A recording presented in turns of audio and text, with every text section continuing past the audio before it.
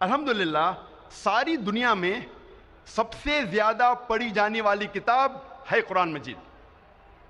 لیکن افسوس کی بات ہے کہ قرآن مجید سب سے زیادہ نہ سمجھ کے پڑھنے والی کتاب بھی ہے. جب تک ہم قرآن مجید کو سمجھ کے نہیں پڑھیں گے ہمیں کیسے پتہ لگے گا کہ کیا اچھا ہے کیا برا ہے. اگر ہم قرآن مجید نہیں سمجھ کے پڑھیں گے اور لوگوں کو اچھائی کی طرف نہیں بلائیں گے اور لوگوں کو برائی سے نہیں روکیں گے, ہم مسلمان کہنے کے لائق نہیں ہیں, ہم خیرہ امہ کہنے کے لائق نہیں ہیں. قرآن آتا ہے لفظ قرأ سے, جس کے معنی ہیں, قرآن کے معنی ہے کتاب, پڑھو. قرآن کو کہا گیا فرقان, جو حق اور باطل کے درمیان فیصلہ کرتا ہے. فرقان, کرائٹیریا ٹو جج رائٹ فرام رانگ, وہ کتاب جو حق اور باطل کے درمیان فیصلہ کرتی ہے. جب تک ہم قرآن مجید کو سمجھ کے نہیں پڑھیں گے ہمیں کیسے پتہ لگے گا کیا حق ہے اور کیا باطل ہے. اسی لیے قرآن مجید کو سمجھ کے پڑھنا بہت ضروری ہے. آج ہم تحقیق کریں گے اکثر مسلمان قرآن مجید کو سمجھ کے کیوں نہیں پڑھتے. سب سے عام بہانہ جو مسلمان دیتے ہیں قرآن مجید کو نہیں سمجھ کے پڑھنے کا, وہ یہ ہے کہ ہم عربی زبان نہیں جانتے. آج ساری دنیا میں 700 کروڑ انسان ہیں اور تقریباً 150 کروڑ مسلمان ہیں. یعنی 20% سے زیادہ, 20 سے 25% ساری دنیا میں سارے انسانوں میں سے مسلمان ہیں. اور عرب صرف مسلمانوں میں 15% ہے. اور چند اور لوگ ہیں, چند فیصد مسلمان ہیں جو عرب نہ ہونے کے باوجود عربی زبان جانتے ہیں. آج دنیا میں تقریباً 25 کروڑ مسلمان عربی جانتے ہیں. 150 کروڑ میں سے 25 کروڑ مسلمان عربی جانتے ہیں. 80% سے زیادہ مسلمان عربی نہیں جانتے. لیکن اکثر کم از کم انسان 2 یا 3 زبان تو جانتا ہے. کیا یہ ضروری نہیں ہے کہ ہم وہ زبان بھی جانیں جس میں ہمارا آخری پیغام, ہمارے رب, ہمارے خالق نے آخری پیغام بھیجا؟ کیا وہ زبان ہمیں نہیں جاننا چاہیے؟ مجھے اس وقت یاد آ رہا ہے ڈاکٹر مورس بکیل کے بارے میں, اور میں اس کی مثال دینا چاہتا ہوں کہ ڈاکٹر مورس بکیل ایک مشہور سائنسدان اور ڈاکٹر تھے, اور انہیں ملا تھا French academy award in the field of medicine. اور ڈاکٹر مورس بکیل جو عیسائی تھے, انہیں چنا گیا تھا ریسرچ کے لیے ممی آف منپٹا کا. ممی آف منپٹا وہ فرعون جو موسیٰ علیہ السلام کے وقت تھا, اس کے جسم, اسے کہتے ہیں ممی, اس کے اوپر ریسرچ کرنے کے لیے ڈاکٹر مورس بکیل کو چنا گیا تھا. اور کیونکہ ڈاکٹر مورس بکیل عیسائی تھے اور بائبل پڑھ چکے تھے, وہ جانتے تھے کہ موسیٰ علیہ السلام کا پیچھا کرتے کرتے فرعون دریا میں ڈوب گیا تھا.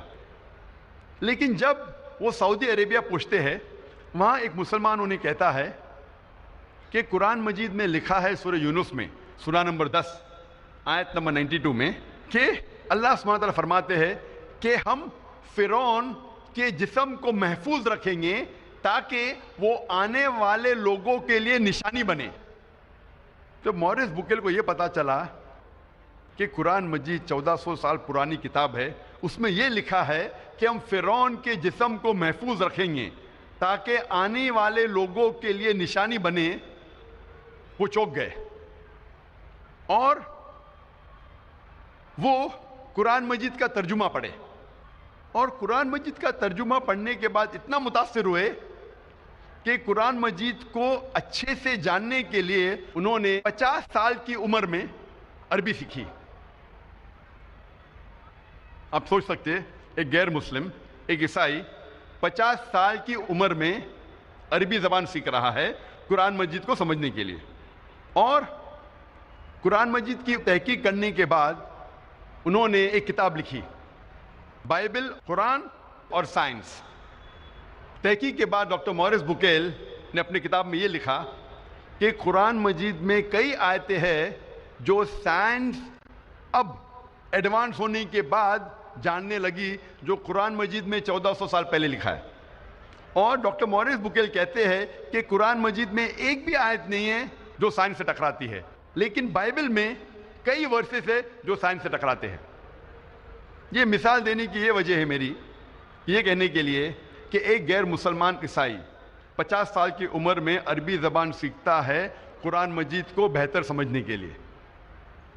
الحمدللہ کچھ سال بعد اللہ سبحانہ ڈاکٹر موریس بکیل کو ہدایت دیتے ہیں، اور الحمدللہ مرنے کے پہلے ڈاکٹر موریس بکیل نے اسلام قبول کیا تھا. تو عمر کبھی بھی وجہ نہیں ہے ایک انسان کو اچھے کام سے روکنے کے لیے، لیکن ہر مسلمان کو ڈاکٹر موریس بکیل جیسا جذبہ نہیں ہوگا، لیکن پھر بھی ان کے پاس بہانہ نہیں ہے. اگر کوئی عربی زبان نہیں سیکھ سکتا ہے تو کم از کم وہ قرآن مجید کا ترجمہ پڑھے. اور آج الحمدللہ دنیا کی اہم زبانوں میں قرآن مجید کا ترجمہ ہو چکا ہے. مولانا عبد المجید دریابادی فرماتے ہیں کہ ساری دنیا میں سب سے مشکل کتاب جس کا ترجمہ کیا جا سکتا ہے وہ قرآن مجید، کیونکہ قرآن مجید کی زبان آسمانی زبان ہے، اللہ سبحانہ و تعالیٰ کی زبان ہے، اور یہ معجزہ زبان ہے. اسی لیے قرآن مجید کا 100% ترجمہ کرنا ممکن ہی نہیں. لیکن الحمدللہ کئی علماء دین نے کئی سال ریسرچ کرنے کے بعد الحمدللہ دنیا کے اہم زبانوں میں قرآن مجید کا ترجمہ کر چکے ہیں. اور ہم اگر قرآن مجید کا ترجمہ پڑھیں گے تو بے شک ہمیں اللہ سبحانہ و تعالیٰ کا جو پیغام ہے اس کے بارے میں پتہ لگے گا.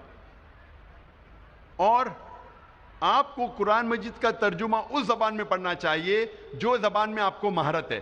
اگر آپ کو اردو میں مہارت ہے تو قرآن مجید کا ترجمہ اردو میں پڑھیے، اگر آپ کو ہندی میں مہارت ہے تو ہندی میں پڑھیے، اگر انگریزی میں مہارت ہے تو انگریزی میں پڑھیے، اگر فرینچ میں مہارت ہے تو فرینچ میں پڑھیے. لیکن قرآن مجید کا ترجمہ پڑھنا لازم ہے اگر آپ عربی زبان نہیں جانتے، تاکہ آپ اللہ سبحانہ و تعالیٰ کا آخری پیغام کو سمجھ سکے.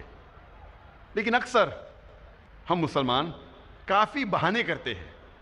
کئی مسلمان کہتے ہیں کہ میں اتنا مشغول ہوں میرے تجارت میں کہ مجھے قرآن مجید پڑھنے کا وقت نہیں، میں میرے کام میں اتنا مشغول ہوں کہ مجھے قرآن مجید پڑھنے کا ٹائم نہیں. لوگ اکثر جو اسکول اور یونیورسٹی جاتے ہیں، کالجز جاتے ہیں، اپنی زندگی میں کئی سالوں تک سینکڑوں کتابیں پڑھتے ہیں اور کئی کتابیں حفظ کر لیتے. تو کیا ضروری نہیں ہم کم از کم ہمارے خالق، ہمارے رب کے آخری پیغام کو سمجھ کے پڑھے؟ اور آپ جو دنیاوی تعلیم حاصل کرتے ہیں، یہ تعلیم آپ کو اس دنیا میں فائدہ پہنچا سکتی ہے یا نہیں سکتی؟ کئی گریجویٹ ہے، پوسٹ گریجویٹ ہے جو فارغ ہونے کے بعد بھی ان کے پاس کوئی نوکری نہیں ہے. اور کئی لوگ کو میں ہی جانتا ہوں جس فن میں گریجویشن حاصل کرتے ہیں وہ فن کو چھوڑ کے دوسرا کچھ تجارت کرتے ہیں یا دوسرا کچھ کام دھندا کرتے ہیں. تو ضروری نہیں جو آپ تعلیم حاصل کرتے ہیں وہ اس دنیا میں آپ کو فائدہ پہنچائے، لیکن یہ تعلیم اگر آپ اس تعلیم کے ذریعے اللہ سبحانہ و تعالیٰ کے قریب نہ آ سکے تو یہ تعلیم آخرت کے لیے فائدہ مند نہیں. اللہ تعالیٰ فرماتے ہیں قرآن مجید میں سورہ بقرہ میں سورہ نمبر 2 آیت نمبر 1 اور 2 میں، الف لام میم ذالک الکتاب لا ریب فیہ ھدی للمتقین. الف لام میم یہ کتاب میں ہدایت ہے بے شک، بنا کوئی شک کے، متقین کے لیے. اللہ تعالیٰ فرماتے ہیں کہ اس قرآن مجید میں آپ کو فائدہ ہے اس دنیا میں اور آخرت میں بھی. اور اللہ تعالیٰ فرماتے ہیں سورہ کہف میں سورہ نمبر 18 آیت نمبر 54 میں کہ اللہ سبحانہ و تعالیٰ نے اس قرآن مجید میں کئی مثال پیش کی ہے جو انسانوں کے لیے فائدہ مند ہیں. اور اللہ تعالیٰ پیغام دہراتے سورہ الزمر میں سورہ نمبر 39 آیت نمبر 27 میں کہ اللہ سبحانہ و تعالیٰ نے اس قرآن مجید میں کئی مثال پیش کی ہے جو انسانوں کے لیے فائدہ مند ہیں. تو یہ قرآن مجید جب آپ پڑھیں گے تو نہ ہی آپ کو اس دنیا میں فائدہ ہوگا بلکہ آخرت میں بھی فائدہ ہوگا. کیا ہمارا فرض نہیں کہ ہم اللہ کا کلام اللہ کا آخری پیغام، ہمارے خالق ہمارے رب کے آخری پیغام کو سمجھ کے پڑھے۔ مسلمانوں کو اکثر غلط فہمی ہے کہ قرآن مجید صرف مسلمانوں کے لیے نازل ہوا اور یہ غیر مسلمانوں کے لیے نہیں ہے۔ اللہ سبحانہ و تعالیٰ فرماتے ہیں قرآن مجید میں سورہ ابراہیم میں سورہ نمبر 14 آیت نمبر 1 میں، الف لام را، ہم نے یہ کتاب نازل کی محمد صلی اللہ علیہ وسلم پہ تاکہ وہ انسانوں کو اندھیرے سے روشنی میں لے آئے، سارے انسانوں کو، نہ کہ صرف مسلمانوں کو۔ اللہ تعالیٰ فرماتے ہیں سورہ ابراہیم میں سورہ نمبر 14 آیت نمبر 52 میں کہ یہ پیغام ہے سارے انسانوں کے لیے تاکہ وہ جان لے کہ ایک خدا ہے۔ اللہ تعالیٰ فرماتے ہیں سورہ بقرہ میں سورہ نمبر 2 آیت نمبر 185 میں کہ رمضان وہ مہینہ ہے جس میں اللہ سبحانہ و تعالیٰ نے قرآن نازل کیا، ہدایت کے لیے سارے انسانوں کے لیے، اور یہ فرقان ہے جو حق اور باطل کے درمیان فیصلہ کرتا ہے۔ اللہ تعالیٰ فرماتے ہیں سورہ الزمر میں سورہ نمبر 39 آیت نمبر 41 میں کہ ہم نے قرآن نازل کیا محمد صلی اللہ علیہ وسلم پہ تاکہ وہ انسانوں کو ہدایت دے۔ قرآن مجید میں یہ نہیں کہا گیا ہے کہ صرف مسلمانوں یا عربوں کو ہدایت دے، لیکن سارے انسانوں کو ہدایت دے۔ قرآن مجید صرف مسلمانوں کے لیے نہیں بلکہ سارے انسانوں کے لیے ہے۔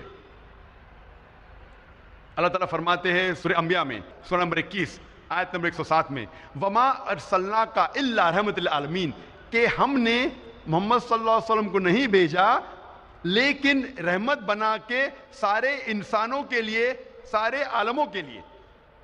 اللہ تعالیٰ فرماتے قرآن مجید میں کہ محمد صلی اللہ علیہ وسلم رحمت بنا کے بھیجے ہیں، نہ کہ صرف مسلمانوں کے لیے، نہ کہ صرف عربوں کے لیے، بلکہ ساری انسانیت کے لیے، سارے عالموں کے لیے۔ اللہ تعالیٰ فرماتے سورہ فاطر میں سورہ نمبر 35 آیت نمبر 24 میں وما ارسلناک الا کافۃ للناس بشیرا ونذیرا، کہ ہم نے محمد صلی اللہ علیہ وسلم کو ایک یونیورسل میسنجر جیسے بھیجا ہے، سارے انسانوں کے لیے ایک پیغمبر بھیجا ہے تاکہ وہ لوگوں کو ہدایت دے۔ لیکن اکثر انسان اب بھی نہیں جانتے۔ تو محمد صلی اللہ علیہ وسلم صرف مسلمانوں یا صرف عربوں کے لیے نہیں بھیجے گئے تھے بلکہ سارے انسانوں کے لیے بھیجے گئے تھے۔ ہم مسلمان اکثر سمجھتے ہیں کہ یہ قرآن مجید غیر مسلمانوں کو نہیں دی جا سکتی اور غیر مسلمان اسے نہیں چھو سکتے۔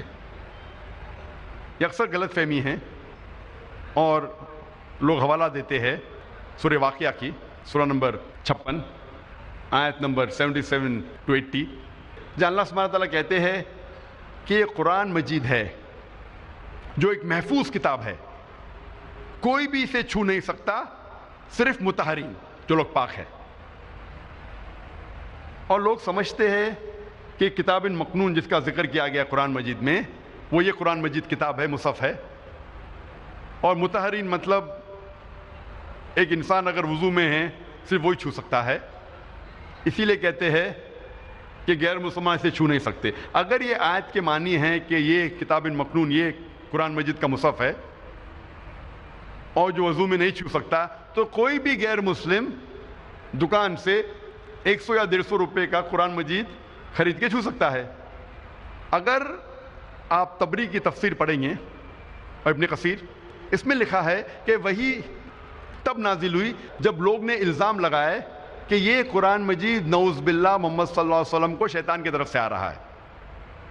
تو یہ آیت نازل ہوئی کہ وہ کتاب مکنون جس کا ذکر ہے لوح محفوظ میں، جو قرآن مجید میں ذکر آتا ہے سورہ برج میں سورہ نمبر 85 آیت نمبر 21 اور 22 میں، کہ وہ کتاب جو قرآن مجید لوح محفوظ میں ہے اسے کوئی نہیں چھو سکتا ہے، صرف مطہرین مطلب وہ لوگ نہ ہی صرف جسم سے، من سے، تن سے پاک ہے۔ اس کے معنی ہے کہ صرف فرشتے، وہ لوح محفوظ میں صرف فرشتے ہی چھو سکتے ہیں۔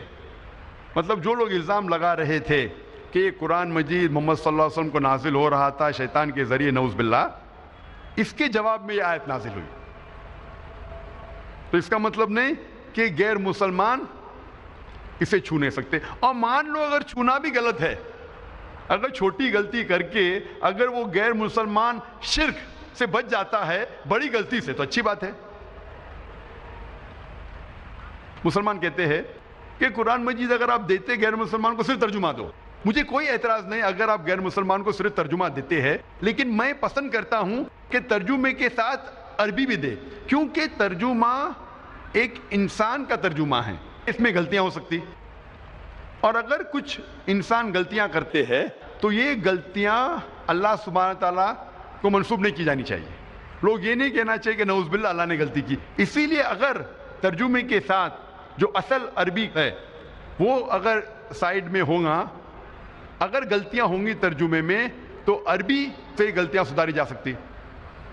اور محمد صلی اللہ علیہ وسلم اسلام کا پیغام ماشاء اللہ کئی راجاؤں کو دیے اور انہیں خط لکھا، اور خط میں قرآن کی آیتیں بھی لکھی.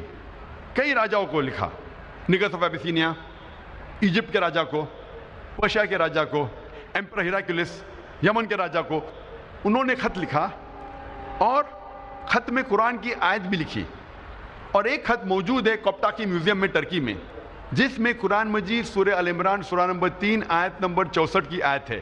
اللہ تعالیٰ فرماتے کل یا اہل کتاب، کہو اہل کتاب سے، تعالوا الی کلمۃ سواء بین بینکم، آؤ ہم اس بات کی طرف جو آپ اور ہم میں یکساں ہے. سب سے پہلی بات اللہ نعبد الا اللہ، کہ ہم اللہ سبحانہ و تعالیٰ کے علاوہ کسی کی عبادت نہ کرے. ولا نشرک بہ شیئا، کہ ہم آپس میں کسی کو شریک نہ کرے. ولا یتخذ بعضنا بعضا اربابا من دون اللہ، کہ ہم آپس میں کسی کو رب نہ بنائیں. فَإِن تَوَلَّوْا، اگر وہ نہ مانے، فَقُولُوا اشْهَدُوا بِأَنَّا مُسْلِمُونَ، کہ کہو کہ ہم شہادت دیتے کہ مسلم ہیں.